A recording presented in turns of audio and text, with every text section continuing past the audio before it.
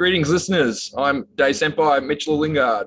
I'm a second Dan in the cutting-edge martial art of Anderson Bushi. Our code is as advanced as any code in the world and continually breaks new grounds in terms of insight, depth, and effectiveness. Today, I'm speaking with the head and founder of our code, Oshinden Malcolm Anderson. I'll be asking Oshinden to tell us about his own journey in martial arts and how our code has evolved. Oshinden, thanks for joining us. Yes, pleasure. Oshinden, how did you first become involved in the martial arts? Well, this is actually my 50th year this year. So I joined in 1971, and it was interesting because back then it was considered a very secretive, mystic art, that not many people knew about. I remember when I was at school, in our school library, they had a book on judo, and I thought I'd like to get that out, but they had a ban on it because there was only one person who was allowed to read it, because he was a blue belt in judo. So and the book really just had a few throws on that, but because of the mystic approach to it, it was banned. You can't touch it. So that was the approach of martial arts back then. I worked actually, I had to go into the city of Melbourne and then go through to another area. And one day when I was coming back, I got off in the city in Melbourne. And it's funny because, most of the people that are the higher ranks now in the style are probably the same as me. We didn't realize it, but we were destined to do martial arts. You know what I mean? It was in our blood, even though we never really knew much about it. It was just an inner feeling and a searching, and I didn't even realize that I was searching for this place. And all of a sudden I just looked up and I saw a sign that said karate. And I thought, and it was upstairs.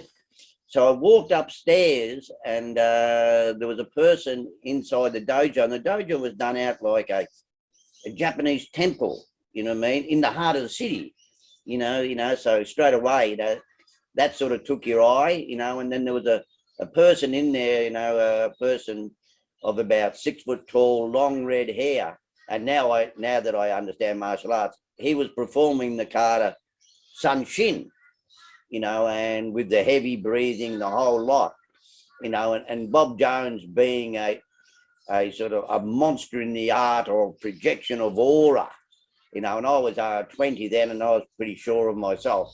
I saw that, and it was almost an image from heaven, and to see such power and aura, and there was a person behind the reception desk there that was actually his wife, Pauline, and she inquired if I wanted to join. That was me on the spot, you know what I mean?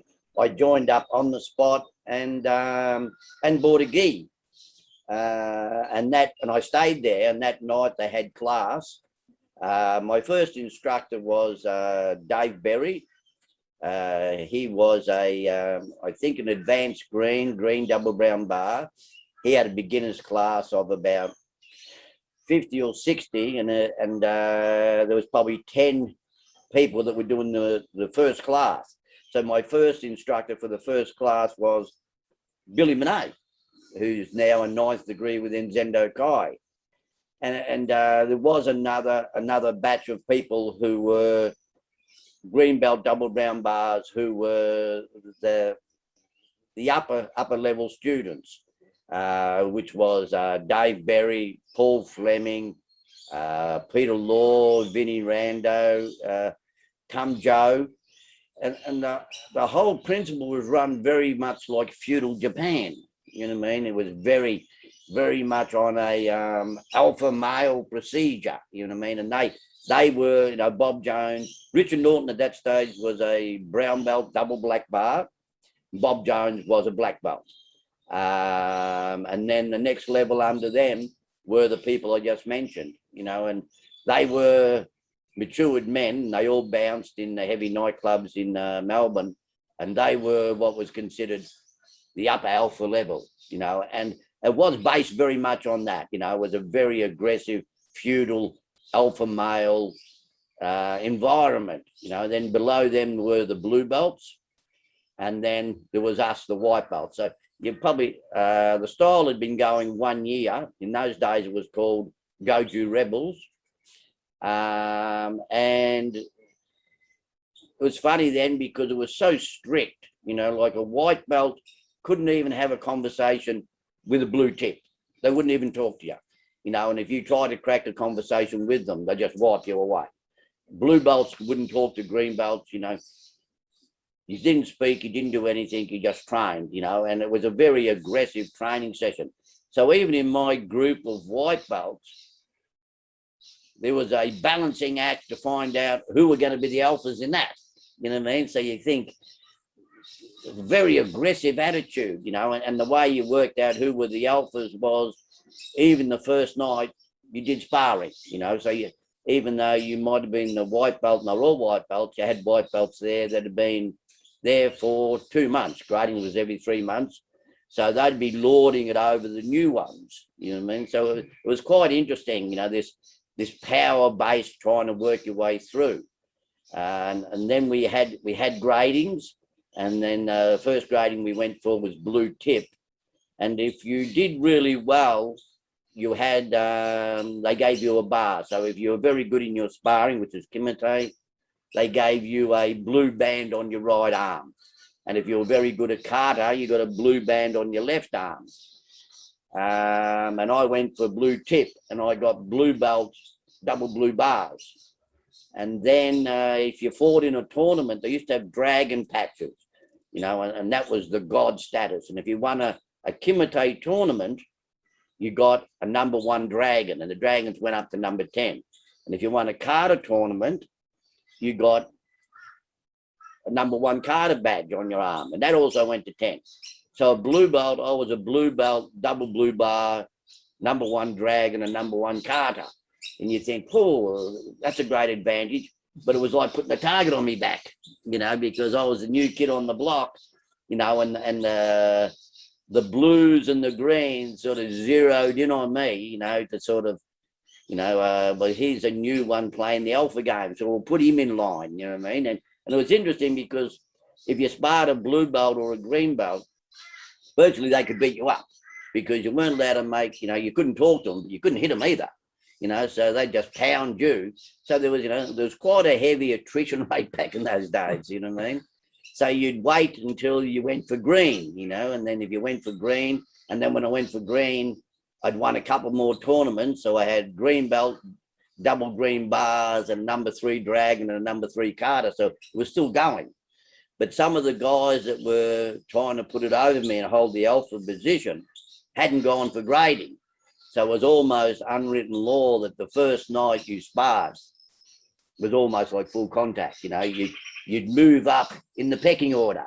You know what I mean? So, it was interesting because, you know, in those days when you got blue belt or got any belt, as if the sparring and the training wasn't hard enough, they used to have, or the grading would be on a Sunday. On Monday, they'd have initiation night. And initiation night, Bob Jones would come in and beat all the blue belts up. You know what I mean? And it was funny because, you know, Bob Jones was away that night and Richard Norton was black belt by then. So Richard Norton did the initiation, and Bob Jones came in 3/4 of the way through it, and it had already been 7 ambulances taking people to hospital. You know, and Bob Jones said, well, I think you've gone a bit severe with the initiation. So that got dropped after that. There was no more initiations, you know. So it was an interesting stage in those days because, you know, as I said, it was really based on the aggressiveness, you know, and how you went for rank. Well, Bob Jones and Richard Norton would watch the tournaments, watch the gradings, and then that would, you know, and if you were starting to knock on the door of an upper alpha male, well, then they'd actually move you up in the ranking system, you know what I mean? So there was no women training then, and there was no children training then, you know. It was just a very aggressive style, you know, and I worked my way up to black belt to go for black. And on the day I went for black, I went with Vinnie Rando and Billy Benet. And that was an invitation only. And then I got black belt. So then, you know, I started to chase the other alpha males, Paul Flemings, Keith Tyder, come Joe, and eventually I met them on the Kimite floors, and by that stage I had 10 Dragons and 10 Carters. You know what I mean? So Bob Jones went for second degree, which was 30 rounds, and then Richard Norton went, and then Dave Berry, I was the fourth one to go for second degree. You know, so then I got second degree. I passed them all. Then Bob Jones decided he wanted to go and open up Queensland. So he was up here opening up a headquarters in Brisbane. And I thought he brought me up because he was doing a demonstration up here. And I came to Queensland after living in Melbourne, you know, in the weather in Melbourne. And the demonstration was up at the Sunshine Coast with the beaches and the whole deal. And I thought, well, this is me. This is where I'll be. But it was interesting then because another person I used to be playing the alpha game with was George Romulides. He'd moved to Queensland and there was already an established school here, but him playing the alpha game took on the alphas up here. So then he won that and became the alpha male and the head instructor. So obviously when I first came to Queensland, it was on again. You know? So then there was James Reed was up here then. Also the Bowman brothers, Willie Ferris, who's now a 8th degree. So the first night I came here, I put the Bowman brothers and quite a few of them in a hospital to take over the lead position in Queensland. Now, if you listen to it now, you think, well, that's a very aggressive point of view and style, you know, but that was the era then, you know, you wouldn't do it and you wouldn't get away with it now, but that was the era then, you know what I mean? So then, because I'd taken over the alpha position up here, I then ran the style in Queensland. George Romulides, still their family complains that I pushed him out of Queensland by, you know, overrunning him, you know, but then he came up before me and overrun the one before him. So he then moved to the Sunshine Coast. So that's basically, you know, the way it worked in those days, you know what I mean? But it was very aggressive, but it set up the building blocks, you know, of the style, you know, the strong, hard men, you know, and now because of, you know, insurance and public liability and just the people, the way people train now, we've changed that very aggressive attitude. You know, we've got a lot of women now. My second highest rank is now Okokoro Louise Rusin, you know, and I've got 5th degrees, the Valkyrie, Sarah Anderson, you know, and there's quite a few women and children that are virtually the heart of our style now, you know, but that was a different era. You know what I mean? But that's how it started. So, Oceanian, how did Anderson Bushikai come into being as a martial art within its own right? That's a bit of a tricky one. You know, there's different opinions on that, you know, and it's virtually to a degree in-house. But what I did was, you know, we started to open up Queensland, and then we started to open up the suburban schools, you know, and after a period of time, one of the major ones there was Chris Chalice. He virtually opened up 30 schools, you know, and he was a big one in the progression of the style. But all the black belts we had, we decided we'd go and open up clubs. So at one stage, we had 120 schools in Queensland, going from Moree up to Mareeba. You know, we had about 60 clubs in Brisbane. We had 20 at the Sunshine Coast. We had them down Redcliffe. We had Rocky, Mackay, Townsville, Cairns, Mareeba. So Queensland was very, very powerful. And at one stage, we had a Super Senjo where there was 1,000 people at that Senjo, and all the high ranks were there. And at that stage, Bob Jones brought me through to equal rank with him, and also heir apparent. Now, somewhere along the line, I think the opinion became down in Melbourne that Queensland was becoming a bit too powerful, and at one stage we might decide to break away, which was never our intention. You know, like Queensland and myself were as loyal as you could get to Zendo Kai.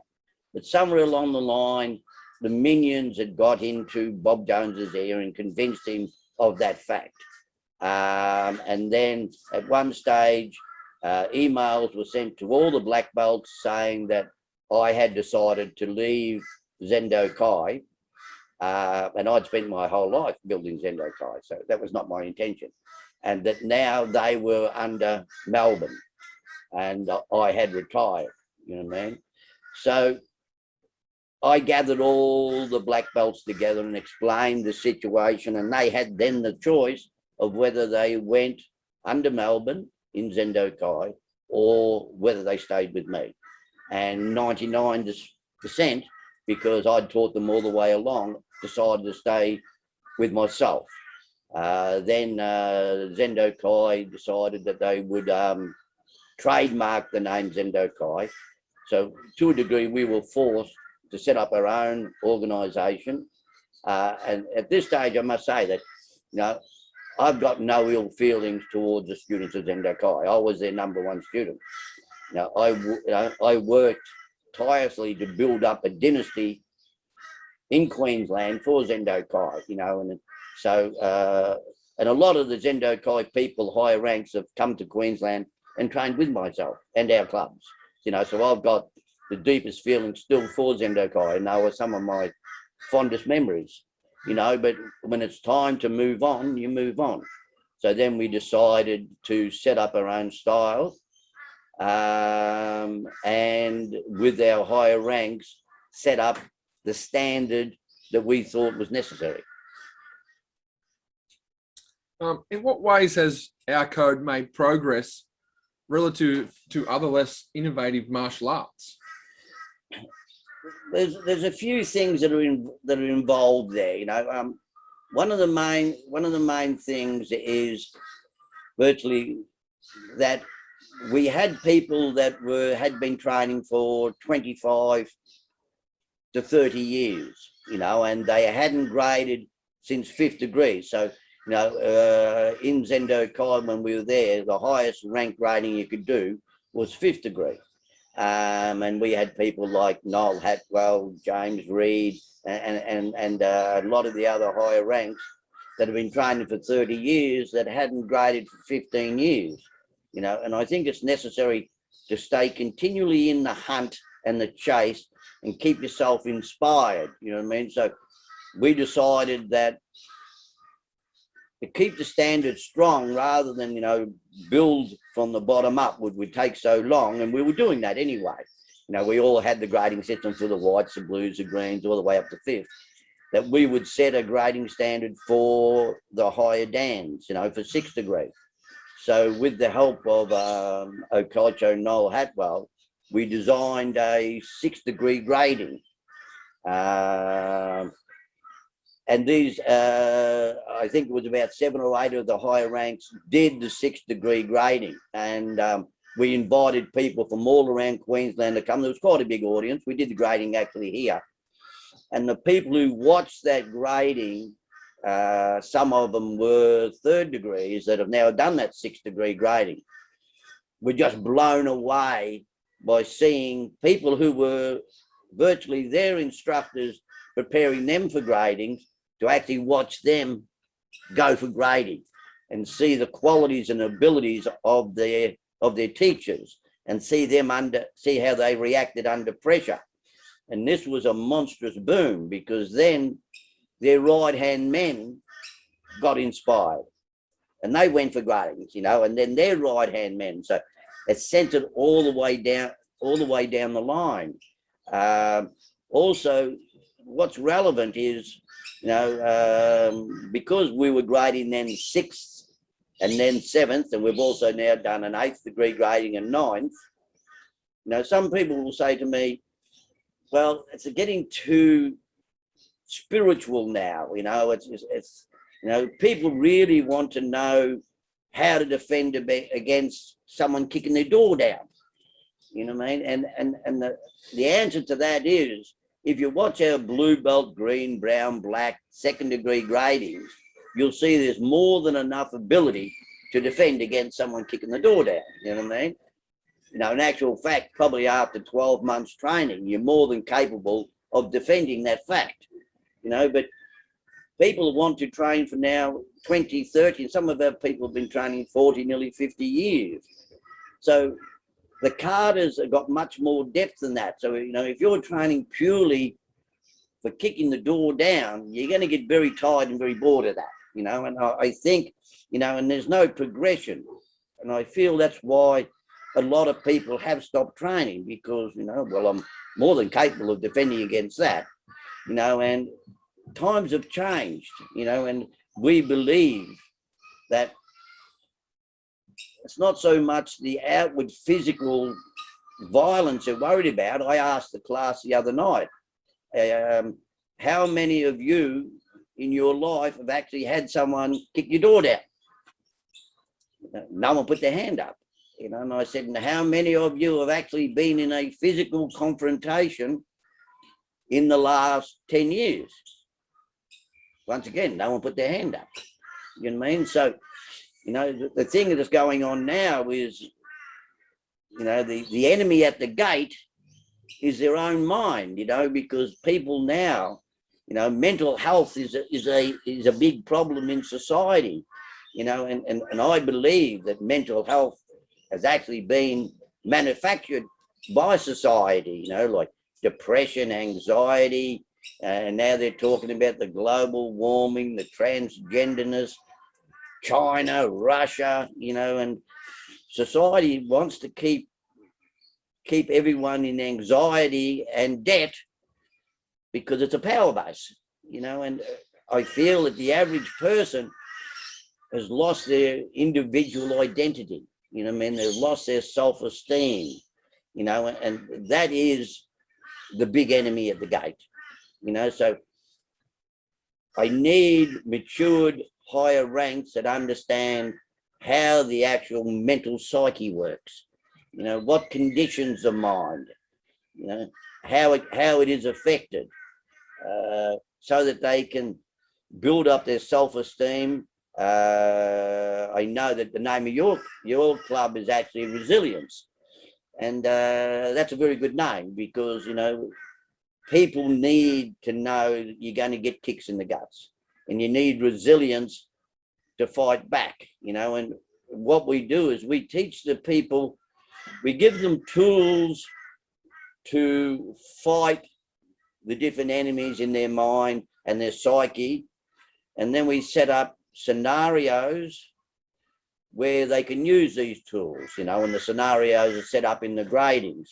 Then at the end of the gradings, we give feedback, so they can adjudicate how they're going with these tools and how they can blend them into society, because it's not just the dojo floor. These things have to transcend into life, so what we try and do is I try to get the students to build up layers of success. So we'll give them some tools, and we'll give them a scenario, put them in a pressure situation. At the first belts, it'll be mild. And then if they have success, we consider that as we've built a layer in front of the gate of the enemy that's going to come at them, and as the gradings go on, we build the scenarios harder so that they build another layer, so they've got layers of success. It's not the first time they'll have the enemy approaching them, and at the early stage, it won't be as severe, so now they've got confidence because they've got almost an army of layers of successful warriors in front of the gate, and then eventually we'll build a fortress, to house the psyche and the mind and the conditioning of the person. And then once that gets strong, what we want to build in that fortress is a temple. And in that temple are your most beautiful things, your memories, your ideals, your successes, the music, the artwork, all in the temple. But then, same as back in the days of the Shaolin Temple, the monks were the only ones that had any treasures. So then the enemy would attack the temple to take the treasures. So if you're going to get to the stage where you will build your temple with all your beautiful things, you must protect it. You know what I mean? You know, and I consider this as being your mind and your psyche and your inner self. You know, so you must have a powerful person in the temple defending the gate. You know, and this transcends into all facets of life. You know what I mean? If you've got that success and you've got the strong army, because we know you're going to be attacked, you know, and most of those attacks will be internal of your own makings, you know. So the higher dans, what we did, we brought up, you know, we've got the Senjo set up, you know, which is the battlefield strategy, which is the working machine of the style. But then as we've got the higher ranks, we've moved up. So we won't move out, we've moved up into a three-dimensional. So now, you know, if you work on the principle of the four powers of earth, wind, fire, water, there's also another state which they call ether, the ethereal state, you know, and this is usually our sixth and seventh that have gone very much into the meditative state, you know what I mean? Because the whole thing is, if you're going to be attacked, it's not only physical, most of the higher attacks will be mental and spiritual attack, you know, so you have to understand that state, the condition, you know, which we call the ethereal state, you know what I mean, that controls the mind, controls the psyche. The psyche controls the whole body, you know what I mean, your whole system, your chakras, which we took from the Indian point of view, that controls all the glands, that control all the chemicals in your system. The ethereal state, we've also gone with the Buddhist point of view of the mental states of consciousness that blend in, you know. So if you've got the mental state, you know, and that's a natural progression as you age, you know. At the early stages, as I explained, when we were doing the going through the very dominant stage of alpha male, that's what we call the drawn sword. You know, everything's approached with a drawn sword, you know, and it can get you into sometimes a bit of a catastrophe, because sometimes the drawn sword's not always the best attitude. But being young, having ego and drawn sword attitude, now as the higher ranks, you know, and moving more into the ethereal stage, we move more towards the undrawn sword, you know what I mean? And this is a different approach to life, you know what I mean? You're not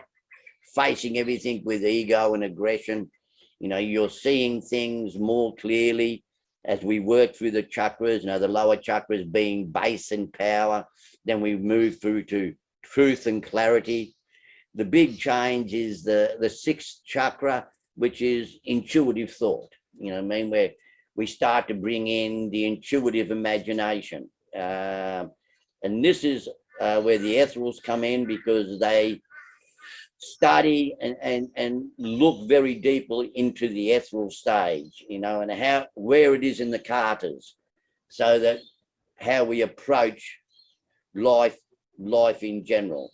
So and this has brought in a very advanced intuitive level that the higher ranks seem to enjoy, because it allows them to continue on their journey, you know what I mean? And it gives you a more balanced approach. It's interesting how, you know, winning the morning is winning the day. And for myself, I have a really good strict morning routine, and that helps set me up for the day. And, you know, we've spoken many times about your morning routine as well. And you do the breath work, and, you know, you get your mind focused and ready for the challenges of the day, yeah? So, yeah, it's really interesting stuff. Well, you know, as one of my higher ranks, Kokoro Pat Kiley says, basically, we are an organism, you know what I mean? And a word we've taken from the Buddhists is Eshofuni.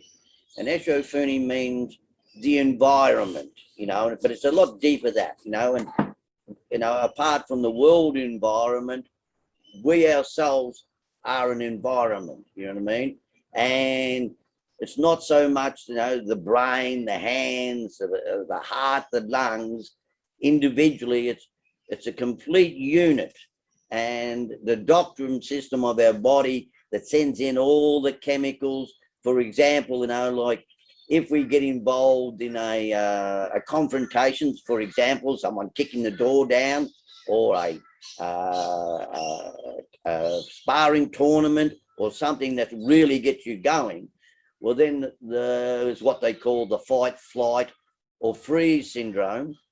Chemicals are being rushed into the body then, you know, and the chemicals, adrenaline and cortisol, and the same as in the carters. When you first go to the yaoi position, you're supposedly only supposed to hold that for about 5 seconds, because the cortisol and the adrenaline has been pushed to the extremities for you to react, you know, and you should react in 5 seconds. So you either fight or you flee, and if you don't do either, you will freeze, you know. But because life now is so much pressure and people are bringing on this anxiety in their body, well, when you're in anxiety and depression, the same drugs that your body develops, cortisol and adrenaline, stays in your body continually, and you're not getting rid of it.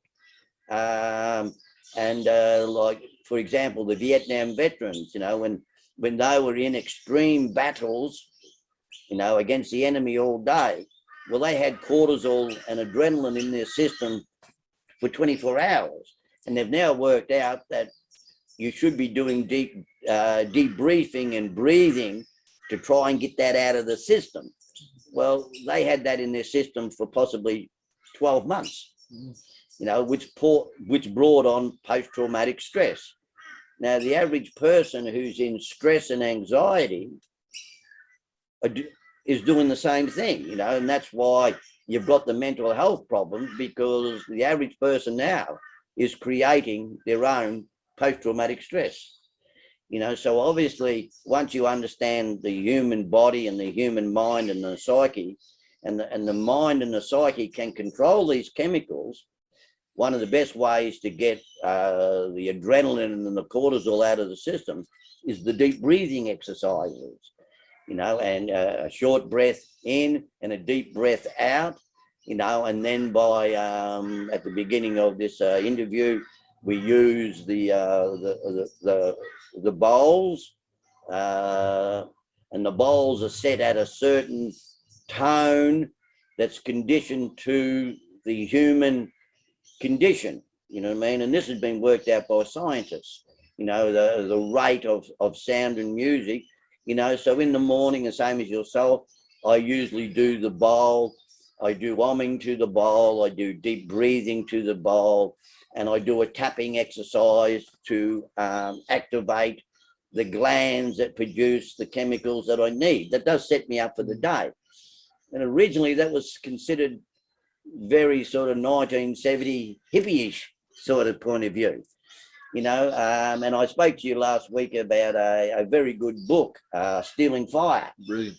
And that book's worked out that the martial artists, you know, of the 70s and the 80s that were working on the principles of the human mind and the human psyche and the conditioning and what the brain and the mind can do to power the person, you know, like the projection of psyche, the psychic reading, the seeding of another person's mind. What I think of is, you know, if I stand in front of a master swordsman, if I'm waiting for him to do a sword cut, by the time I see the sword cut and realize what he's done, well, then I've lost my head, you know. So, you know, before a thought comes through, the thought starts from a vibration, and a vibration becomes a thought, then the thought manifests into an action, you know what I mean? And this is all triggered by the senses, the sense of touch, the sense of sight. So every time we have a thought, It's all triggered, and there's a lot going on in the back mind before it actually comes out. And once it comes out, it can be tainted by ego, anguish, fear. So what you've got to try and do is, when you're facing a master swordsman, you've got to try and see back inside his mind and precog him to find out what he's going to do beforehand. And in this book, Stealing Fire, they've found out that how powerful this force is, and we've been using it in deep meditation and in training to produce a supreme martial artist, and for a peaceful meditative point of view. But now places like the United States with their Navy SEALs, who are their ultimate warriors, they've thought, well, this could also be used for combat and war. It always goes back to that procedure. You know what I mean? So that they've worked out that by them understanding the mind and the psyche, and if we use only 10% of our brain capacity, if they could pick that up to 15 or 20%, and their warriors could condition their body into a supreme state, but then they could communicate with each other without talking, where they could precog each other and also precog their enemies, that end up with an ultimate warrior. So America and the Navy SEALs have spent multi-million dollars trying to work out the same thing we've been doing for 50 years to develop these ultimate warriors. But obviously they believe, well, we can't afford to spend 50 years training a warrior. By the time we train him, we'll be past his date. So what they're trying to do now is they're trying to find a shortcut to the 50 years, either by using chemicals or brain enhancing procedures, which we all know won't work, because, you must go through the stepping stones. You must go through the stages. If the higher psychic point of view is the 100th floor of the building, and we consider that as the penthouse, you can't get a speed elevator to the 100th floor. You know what I mean? Because you'll have all this power, which you've done with a lot of things, but you won't have the mental stability to control it. You know what I mean? You must start at the basement. You must go to the first floor. You must have a look in the room, investigate the room, look in every cupboard, look in every drawer. And the last thing you'll find is the key to the next door. And you must do it bit by bit.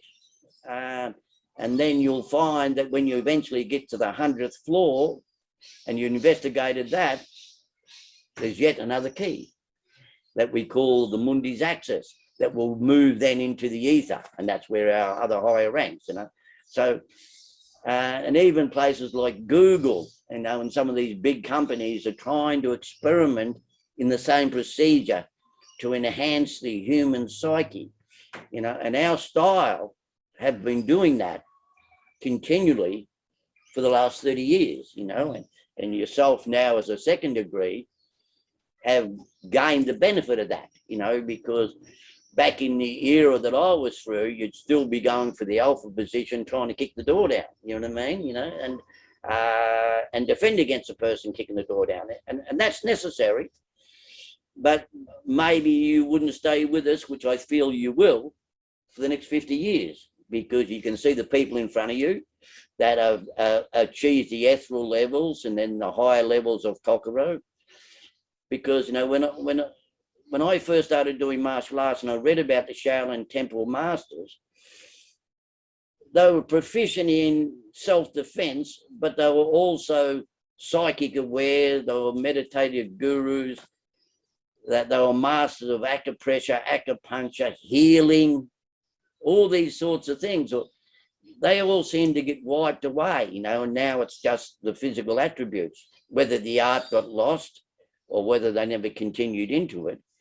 But the higher ranks in our style, most of our higher ranks are proficient in acupuncture, acupressure, healing, psychic awareness. They've studied these, and these are prerequisites.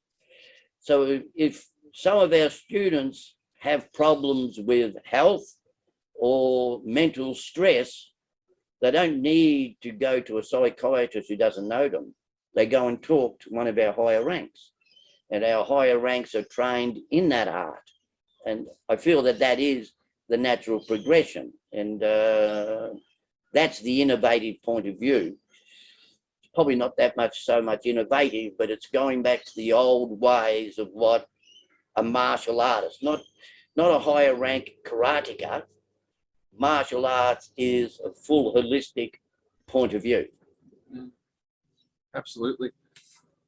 For those that are contemplating doing martial arts, you can see just as Oshinden speaks here about the advantages that you could harness as being a student of Anderson Bushi Kai. Oshinden, where do you see the code headed as it continues to evolve into the 2021 and the 21st century? Well, the beauty of it is, because we've opened up the intuitive chakra, the sky is the limit, because we keep advancing.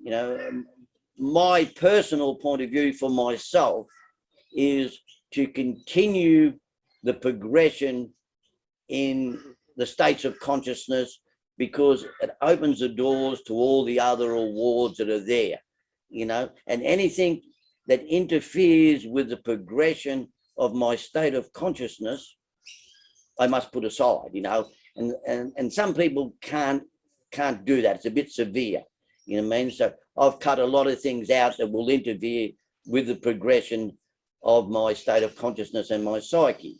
And because of that, my higher ranks follow on the same procedure. And it's interesting, because the more you learn and the more doors you open, you would have thought that the 100th floor was it, but the further we go, we just find another key.